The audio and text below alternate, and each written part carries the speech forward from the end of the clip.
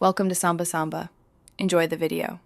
You're starting inside your project. Open the RVT and go straight to an elevation or section where levels are easy to place. Once there, make sure the levels category is visible so you can see existing baseline references and datum lines. You'll want the project browser and properties palette on screen for quick edits. Now choose the level tool from the architecture or datum panel. This is the first actionable step to insert a new floor plan level.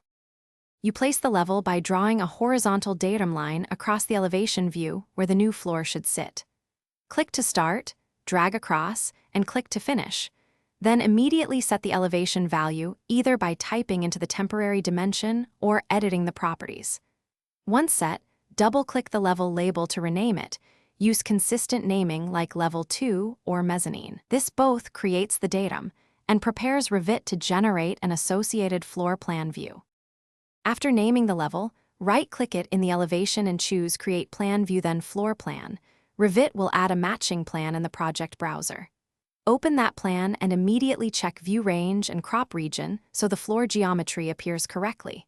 If the plan does not generate, confirm the level is within project view limits and not an overhead reference. One key troubleshooting tip: if elements or levels are missing, verify view range includes the level elevation.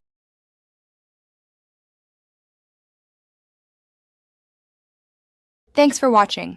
Consider subscribing if we helped you.